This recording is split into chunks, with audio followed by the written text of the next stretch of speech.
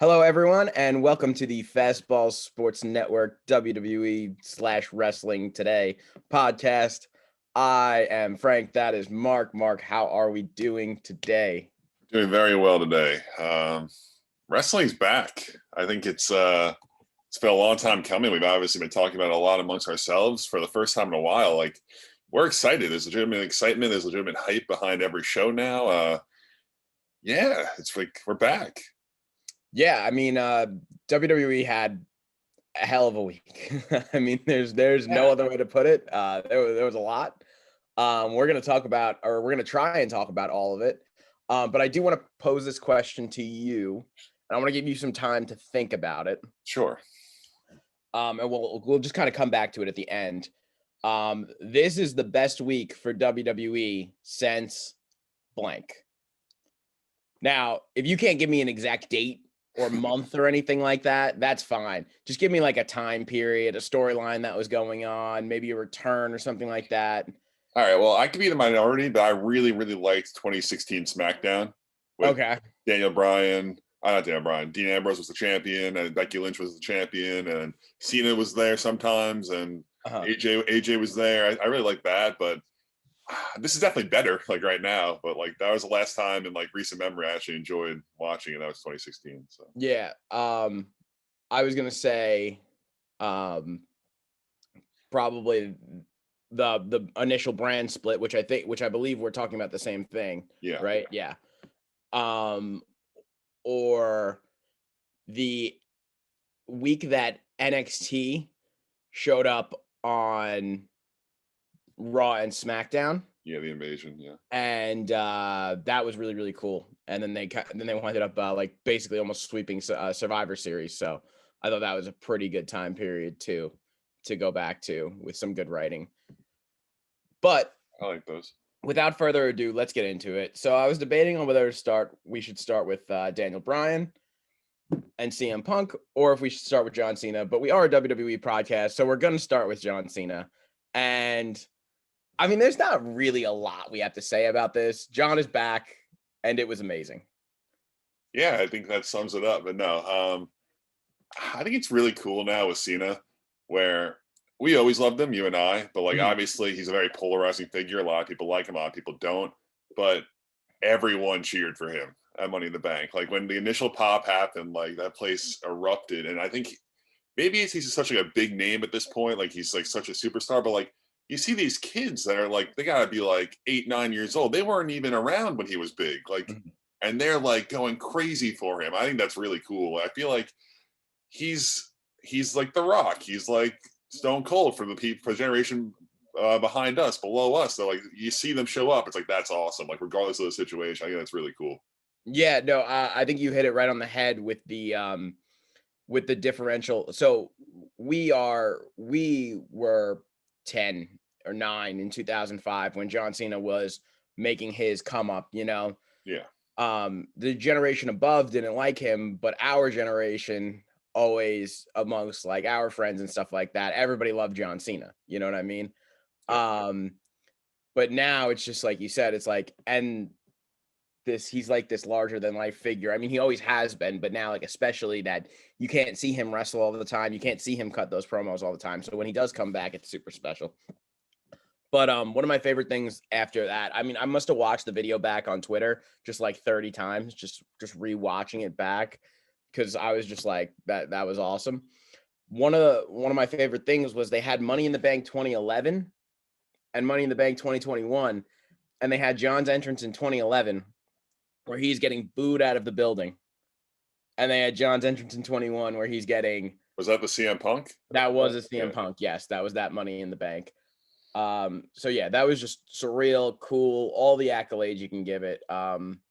Very cool. And I mean, you can't not be looking forward to a SummerSlam match between John Cena and Roman Reigns, especially this version of Roman Reigns, who continues to be great.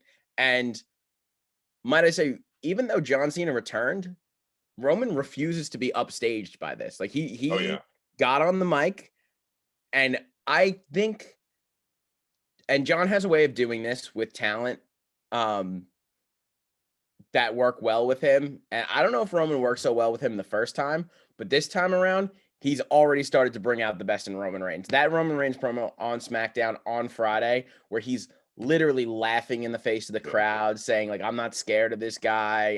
He doesn't just get to come back and run this. I mean, that was phenomenal, phenomenal, phenomenal. Yeah, just the way he carries himself now, Roman. Roman killed it too when John came out. Just like his facial expression, just Mhm. the looks he gave him. Like he does this thing where like he looks confident, but also he looks concerned, and he looks like he's very very good at this point with his presentation, how he acts, and 100%. Roman's like done a complete 180 on his career.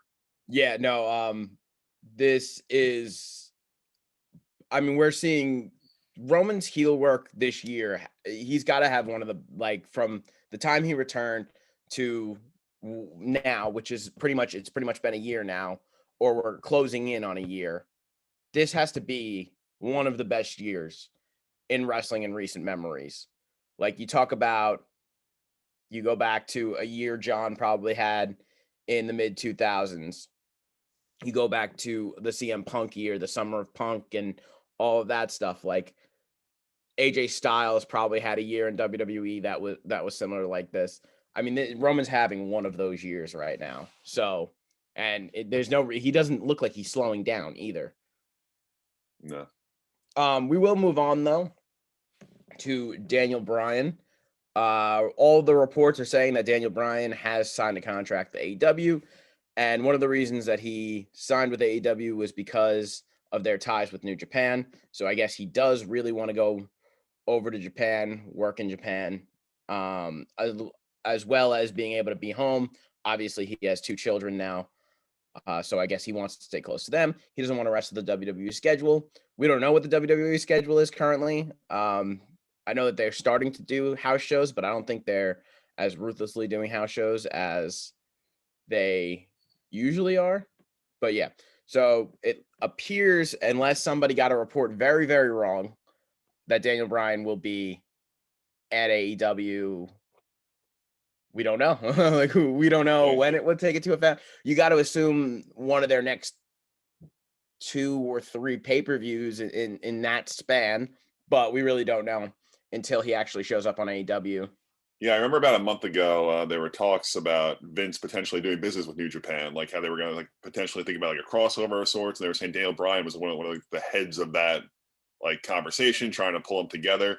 So I think it's very clear that this was really important to him. He wanted to work there, and I guess either it was money or logistics or something didn't work out, and Vince said no, and now he's gone. And it's a shame. I mean, I'll try to watch. I'll try to keep up with him, but like I don't know what's going on with all elite wrestling. It just doesn't really do it for me in the same way as WWE does. So it does suck for me, but I'm sure a lot of people are really happy about this.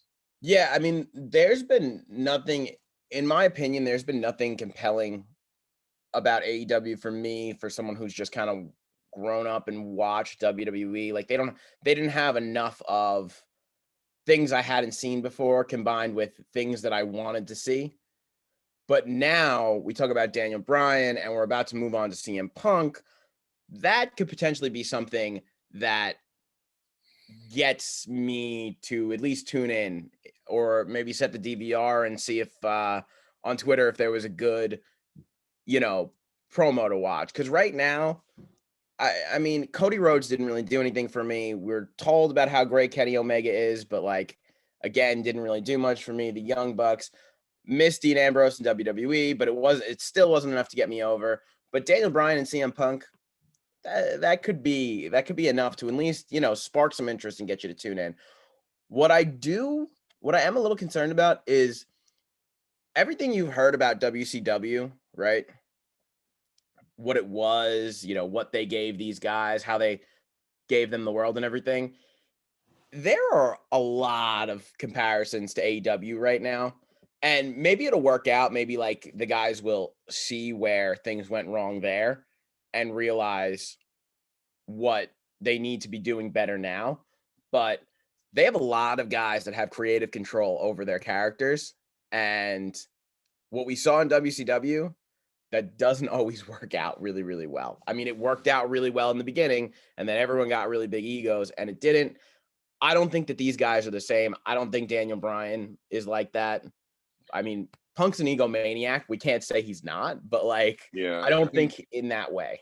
from accounts though, like from what we've read, I feel like it is more of a collaborative unit where like they do have like say in what they do, but it does also feel like the team of like the Young Bucks, Cody, and like Tony Khan and Kenny Omega like kind of oversee everything like amongst themselves and like everyone, which I get what you're saying. I'm sure like things could happen where I'm sure WCW didn't expect the guys like to go crazy and expect to Mhm. win every match, but like I'm not overly concerned with that, but it does raise question. I'm not saying it's gonna happen. I honestly think like if I were a betting man, I'd say it probably wouldn't happen and implode like that. But I'm just saying that the comparisons, and now you talk about CM Punk and Daniel Bryan possibly showing up. I mean, that's Scott Hall and Kevin Nash right there. Put him in a stable with Chris Jericho, and you have the new NWO, like the new age NWO right there. I don't know if Like, that's fair to say. no, I don't know because no, I know what you're saying. Punk is like as he's big had as 10 years now. He didn't jump over like 20 minutes later. okay. He's That's had fair 10 enough. years. And Daniel Bryan, like, it was like a healthy, what it seems, breakup. Like, it was kind of like, Yeah. I'm good. Like, we're ready here. I'm ready to move on. We tried to make this work. It didn't work out. I'm Mhm. sure he'll be back one day with WWE. Like, I'm confident about it. I don't think he's wrestled his last match for WWE. I don't think Well, so like, either. it doesn't feel like a knife to the back of the two guys lead, but like, I don't know. It's some answer when you see what WWE's doing right now, getting John Cena, Becky's looming back, Goldberg, Brock's going to come back eventually. Like to get these two over there, it's like wow, like that's some response to what WWE is Mhm. doing right now. Yeah, no, they needed to do it because I mean, let's face it. I mean, we're going to talk about the week that WWE had, and literally, there's so much to talk about here. But yeah, no, they needed to do it. Let's just move over to Punk really quickly. We talked about him going back to AEW. That is not as written in stone as Daniel Bryan. I think we both have the vibe that he's probably going to end up there. He's good friends with DB. Um, he hasn't worked with some of those guys on that card, Kenny Omega, John Moxley. You know what I mean? He went on Renee's podcast a few months ago and he said that he wants to do things that he hasn't done before. Yeah. We've seen him work with Roman Reigns. We've seen him work with John Cena. Oh, we'd love to see him work with like Seth Rollins or AJ Styles, but I don't know if that's going to be good enough to get him to heal those wounds back with WWE. All the But confirmed stuff said like he's definitely coming back to the ring. We don't know where, and like all the rumors say AEW. And I saw one of the WWE people tweet out, like one of like the insiders say like Vince has no interest in doing business with him, which I can see. I get that. I guess Vince is just at the end of the day just not scared that this'll he's got to be feeling confident after this week because I feel like Oh I yeah, haven't seen one bad thing about anything that happened this week. Like even Nikki Cross, which we're gonna get into later, which I think a lot of people could have attacked. I haven't seen anybody like be that negative about. You know what I mean? I think it kind of just got like brushed under the rug that it happened. Like I feel like it was just so many other big things that happened where it was like I didn't like it. I told you I didn't like that happened, but like I didn't tell you I didn't talk about it the next day because there's so much other stuff going on. I didn't Right. really care about it. It was like Right. whatever. On Raw when she comes out as a champion, I'd be like, oh yeah, that happened. That kind of sucked, but it's whatever. Um. So okay, but the question I want to go before we go dive completely back into WWE, Punk better off going to AEW, or if he had the chance to get back to WWE, better to go to WWE.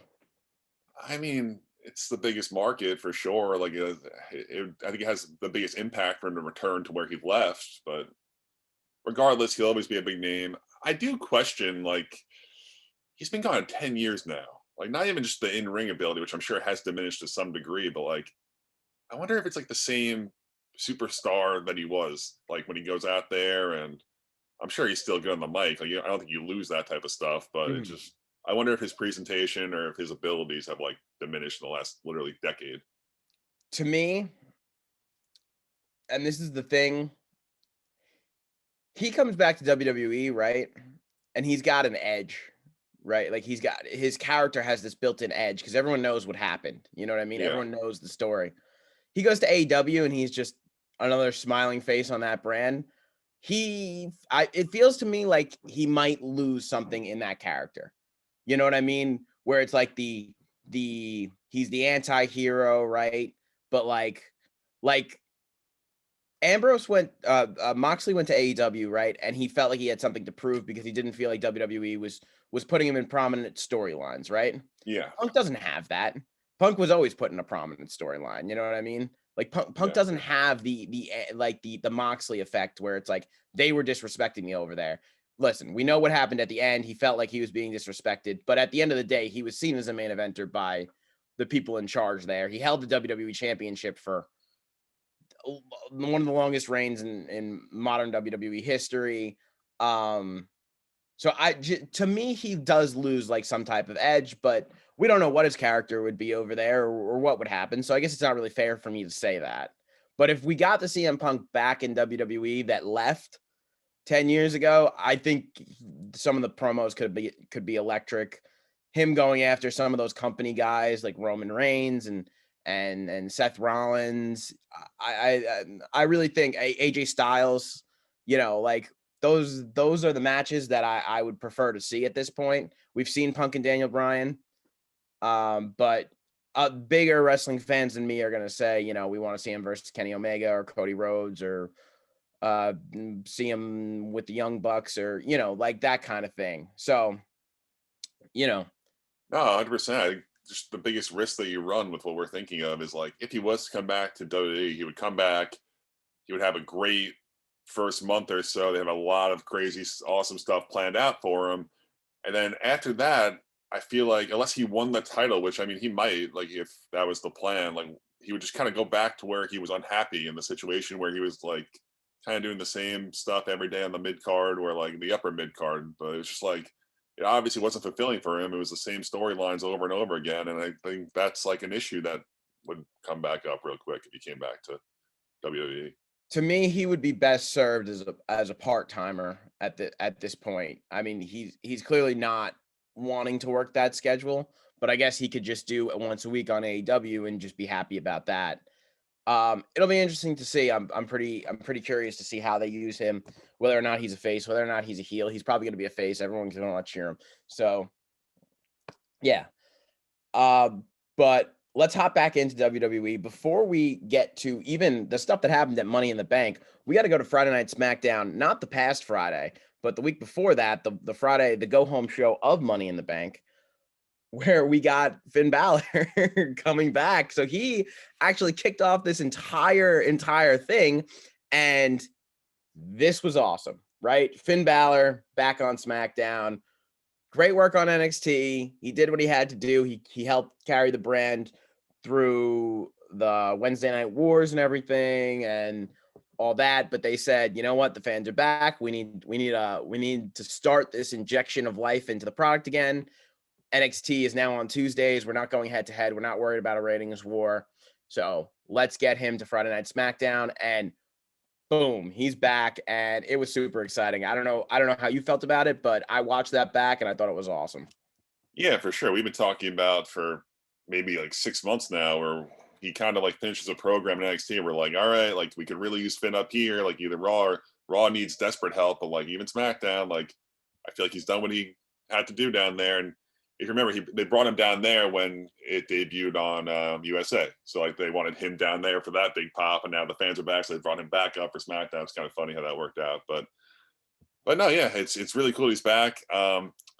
The program he just entered into, we could talk about in a second. It brings some concern, but it's good. It's cool. Yeah, I think what he has going for him this time around, with you're obviously talking about him about to be facing Roman Reigns to lead up to SummerSlam at least, Yep. and he's not going to win the Universal Championship. It's not going to happen. However, the brand split is upcoming, so they could just be using this for now, and then having maybe possibly bigger plans for him in the future. He's not necessarily stuck on SmackDown. Roman necessarily isn't stuck on SmackDown either. Roman Reigns could be drafted to Raw. If they decide to switch up those championships too. I So think I just hate losing his first feud, even though it's against like the biggest guy in the company. I think I just don't like that he's gonna lose his first feud he, back. he got that big win over Sami Zayn, Yeah, and yeah, that doesn't count. He doesn't win matches. um, another big return. Monday, we saw Keith Lee come back. people have been asking where he was. He got hurt, but then the rumor was that he was healthy and they were keeping him off for creative purposes. I actually saw like a week or two ago that they were keeping him off TV for creative purposes. And then boom, he comes back. Everyone's excited and he loses to Bobby Lashley. Do you In think his that he is, hometown in Texas. what'd you say? In his hometown.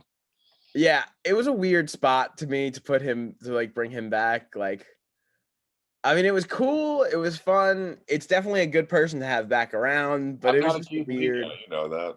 What'd you say? I'm not a Keith Lee guy. I don't I know. know you're not a Keith He Lee doesn't guy, do too but much for me. it's better that he's here than not here. But people love him, and I just don't know what the plan is or like how they view him or what like how do you they have him make his big return, then I think that was a job. I think he jobbed out the last year. No, it was a match.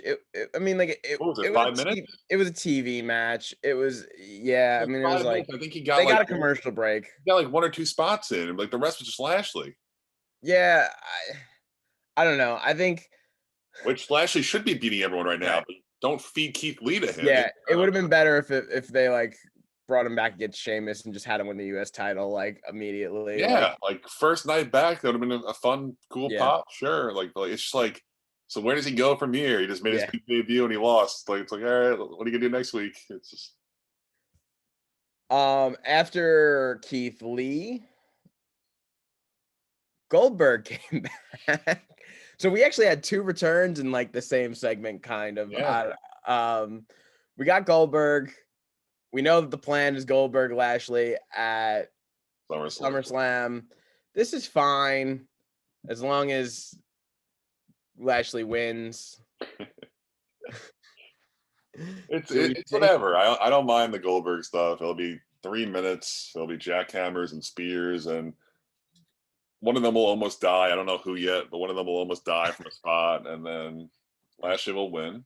And That's not really fair to Lashley. You have it to won't be his fault. It won't be Lashley. I was about to say you have to specify that one of them might die from a spot, but either way, it will be Goldberg's What's fault. his name? Goldberg goes for the jackhammer, just loses his balance and drops Drops him on his Lashley head. on his neck, and then So you're looking forward to this, is what I'm hearing you say. I don't mind Goldberg. I told you this. Like he's fine. Like everyone was freaking out and like crying over it. It's whatever. As long as he doesn't take this title off of Lashley, I'm fine with I don't this. think he's taking the title. I don't think so either, but I didn't think he was taking it off the Fiend either, and you know. Well, that was like the worst creative decision of all time. Like well documented. So I don't really know if that's a fair comparison, but yeah, I see you. All right, let's backtrack back to Money in the Bank, where we had Charlotte Flair beat Rhea Ripley to become a 11-time women's champion. Now, she actually has 13 titles in WWE. She's a 2-time NXT champion, and a 1-time Divas champion. So that's 3. And then the rest are the other 10 are SmackDown and Raw women's titles. I actually saw on Twitter. I don't know if this is confirmation or not, but apparently they don't count her NXT wins anymore. Yes, that's what I was just about to say. So she's an 11-time champion with 1 Divas championship and 10 Raw or SmackDown women's championships. She also has 2 NXT women's championship reigns, which are now no longer counted. So she will not become the 16-time champ in 3 titles. It will take her at least 5 more. That's at least a year away. At least 1 year away. We have a good year, maybe even 2, depending on if they give her a reign that lasts more than 30 seconds, which haven't. I think her last 5 reigns have to have combined like a month. The winner of the briefcase always cashes in on her like immediately. It's like every single time. It's a good way to keep the title off of Charlotte Flair. Literally. So what? We've gotten 4 cash-ins. Do we if Asuka? We got 5 with. So let me think. Asuka doesn't count. Asuka doesn't count, and Alexa cashed in on Nia Jax. Everyone else cashed in on Charlotte. Who is everybody else? It was Nikki this week. It was Carmella, and it was Bayley. I think that's everyone, right? Yes. So 3 of the cash-ins have come in on Charlotte Flair. 3 of the 5, and Asuka doesn't even count as a cash-in. She just won the women's championship. I think they were all like 24 hours or that day. Bayley was that day. No, Carmella was a while. Carmella was a long time. Carmella waited. Alexa was that day. She wasn't. And then Nikki Cross was 24 hours And later. Yeah. Asuka was the next day on Raw when with Becky. It's just I don't know why they can't just wait. Why can't you just wait a little bit to like tell a story or something? It's like such a good device to tell stories with, and they just shoot the gun and blow it like the Yeah. next day every time. We have the men's briefcase that still hasn't been I cashed know we in. do, but it's like you No don't have teases yet, but you got to assume they're coming, right? With Roman having his schedule full over the next few weeks. yeah. Maybe Big E will cash in for the tag team championships with Kofi and Woods. Do you think we'll get his like cool music or like the New Day music when he cashes in? Are we doing it for the tag team titles? No. Then yeah, Big E music. That might be for the pop though. He might just yell like blank, don't you dare be sour. Everyone goes nuts and he runs out there. I don't know. So Nikki Cross on Monday then beats Charlotte Flair and becomes the new women's champion. And so I have mixed feelings on this. On the one hand, I'm glad that they used this briefcase to elevate young talent. However, or newer talent, I should say. I don't know how old or young Nikki Cross is. She could be 30, she could be 40. I don't know. Probably like 33 or That's something. what I was thinking too, around like early 30s. But if we were gonna do this, why couldn't it have been Liv Morgan? You had the story written out. She was beating the odds. She got big pops leading up to SummerSlam. I'm sorry, leading up to Money in the Bank and at Money in the Bank. Nikki Cross got big pops too, though, so I can't really complain. She is well liked, obviously. Yeah. But I just thought Liv Morgan would have been a way better choice for this Can you tell me when this happened? When like the superhero like because you were telling me at no. Money in the Bank about it. You were like explaining it to me kind of. You're like, yeah, she's almost a superhero. And I was just like, I didn't know what you were talking about. And then she won the briefcase, then she won the title. Like did this start like 2 weeks ago and now she's like the champion? No, she's been almost a superhero for like a month now. She's been almost And she's still almost a superhero. So I don't know if you remembered, but the last time we did this show, we were talking about the fields for Money in the Bank, and I said Nikki Cross, or what is she going by now? Nikki Ash. And I thought Ash was like her superhero persona, but no, Ash actually stands for almost a superhero. I think I intentionally didn't respond to because I didn't know what you were talking about. So I was like, I'll just let him like talk about whatever the hell that means. Like it's fine. Yeah. So I mean, listen, I like the cheesy gimmicks being important every once in a while. I don't have a huge problem with this. It was fun. It was a lot of fun. She's a lot of fun, and she seems like a cool person, so I'm glad for her. But I guess that question now is Charlotte Flair kind of needs a rematch, right? So are we gonna have Nikki Ash win this one clean, or is Charlotte Flair gonna have her 25th title reign? Like what? And I think that's the immediate problem that they have now that she's the champion. Who's Nikki Cross going to wrestle that I'm going to care about? Nikki Ash. Who's she going to wrestle that I'm going to care about? Like, I'm not going to care about this rematch that she's going to have on Monday with Charlotte. And then, like, what's her name? Rhea's going to get involved because that will never end. Rhea and Charlotte will do this forever. It's just like,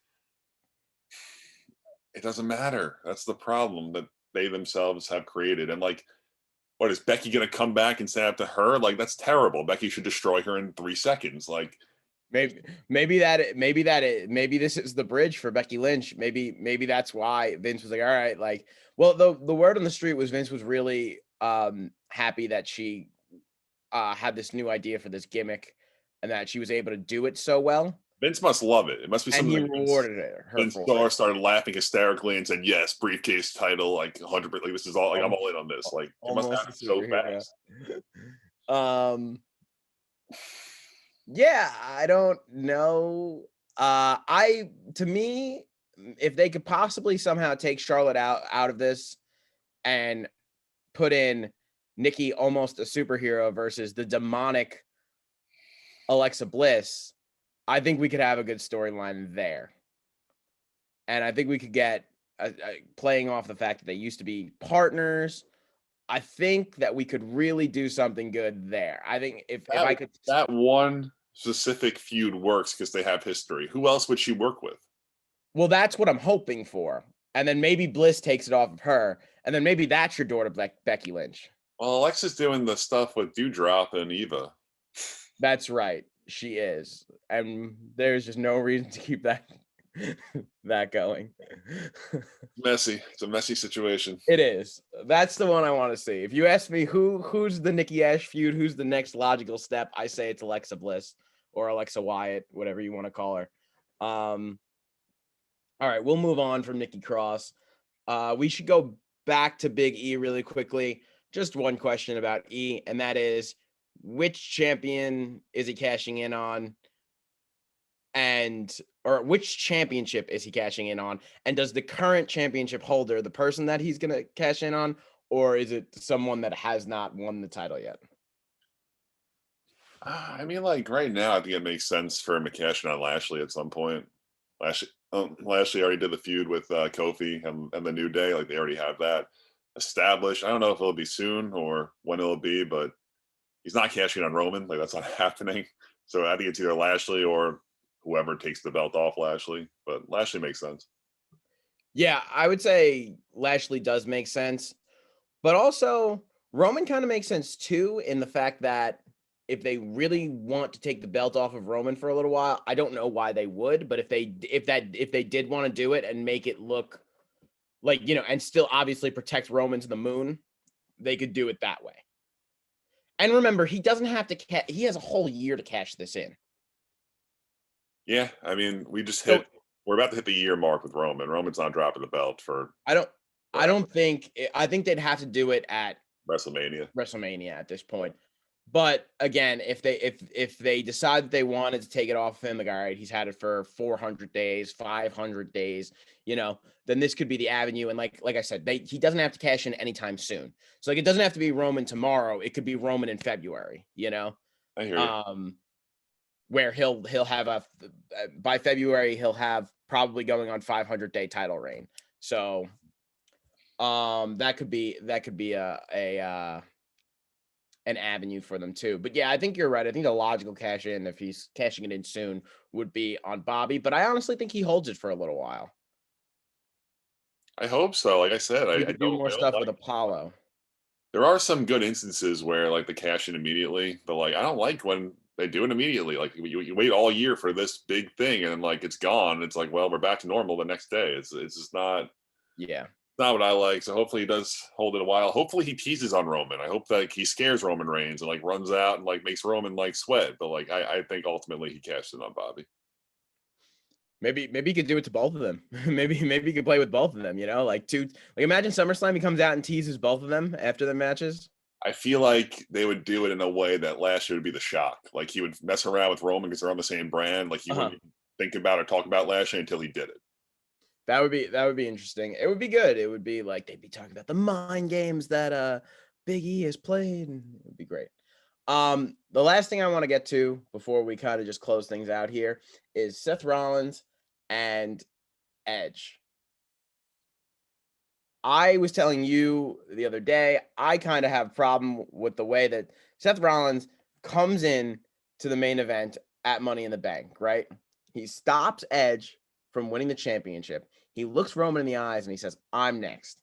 And then Edge, obviously angry, gets up and attacks Seth Rollins and says, and beats him around the yard, whatever, fine.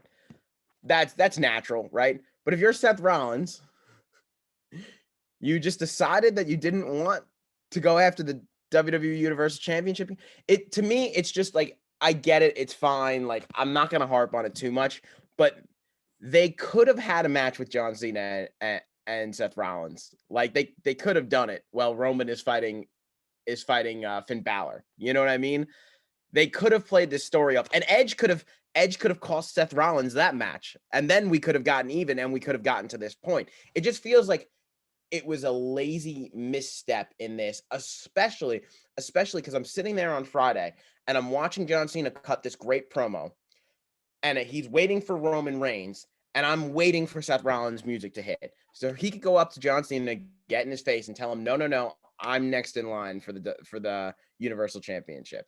But it just didn't happen, and now they're just like fighting each other, which is fine. It's going to be a great match. I was just upset that we didn't kind of get that natural step in this feud.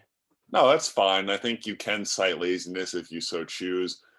For me, it worked because they did cite their past. Like they Mhm. talked about Okay. 2014 when he had Big Show held his head down to the briefcase and he said, "I'm going to kill him anyway." And then he said, "I hesitated that day." Like the way they're tying it back up to their old history, I feel like it does work. I get what you're saying. Like obviously, Seth is talking about the title. He wants to fight Roman. Like this is like his intention, but this sadistic, crazy heel character changing his mind to now want to retire the old guy who just came back trying to take his spotlight. I think it works. I think that It story. does. It does work. I thought that like, okay, you only have John Cena back for such a limited amount of time. So for him to be able to interact with Seth Rollins, who he has history with, and he could call out, and then Edge gets involved in a match with Seth Rollins and John Cena, who John has plenty of history with. It's just like all those different things. They could have been such cool callbacks with, and they still could have played on the neck.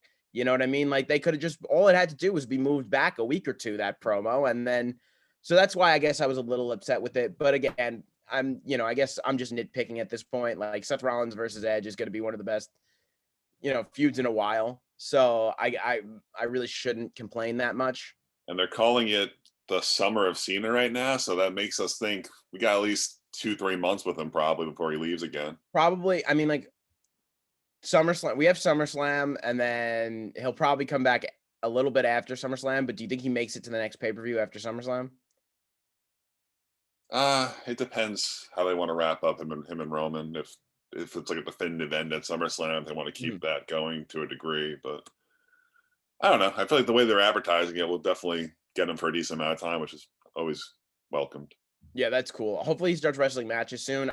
Cena's not one of those guys that to me would like refuse to wrestle a match on Raw or SmackDown. I feel like he's gonna have one at least I on this think road you to mentioned SummerSlam. it a few weeks ago to me, where you said, did you say Seth and Roman versus John and Edge? Mhm. I feel like that's going to happen. Like the way they're intertwining each other, like it's going to happen. Like the go home for SummerSlam or something. I think that would be really cool. And again, those dynamics between those four guys in the ring, they now all have fought each other. Yeah, You that's like know, it tells itself. That's every single one of those guys has had a feud with each other. it feels Over. like John and Edge are both going to be on SmackDown every week Mhm. for the foreseeable future. So I think that just makes a lot of sense. Yeah, that would be really cool. Um, that pretty much does it for us right now. We're gonna dive further into the actual feuds themselves, but this week was more just us touching on those returns and the news about AEW and the potential more returns. Where we were wondering where Becky Lynch is and where Brock Lesnar is. So I mean, we'll touch more on that stuff as the more rumors start flying around. But yeah, I mean, I don't think there's really anything else to say. It's just that like I'm excited to tune into Monday Night Raw tomorrow night. Yeah, I'm excited for Friday Night SmackDown on Friday. Like that, I think that's the biggest compliment that I can give them. I think that's what the superstars, the writers, like all that do that for, and that's what they're getting right now. yeah. Where we were like 2 weeks ago, where I jokingly would tell you like, all right, it's your turn to watch Raw. Like you tell me what happened, type of thing. And now like we're excited. So we've come a Yeah. long way. Yeah, no, the beginning segments, the ending segments are all gonna be super hyped up. And who even knows what's gonna happen? Because there were rumors for a really long time that Vince was waiting for live crowds to really put his foot down. You know what I mean? We have the week that just passed and a lot happened, but who knows what they have in store for what loops they have to throw us in the future. It's going to be really interesting to see. And like I said, I'm just excited to see it play out. I think this whole month until SummerSlam is going to be awesome for the WWE. Completely agree. Super excited. All right. So I think that's going to do it for us, unless you got anything else you want to say. All good for All this right. week. So thank you guys for watching. We'll talk to you soon.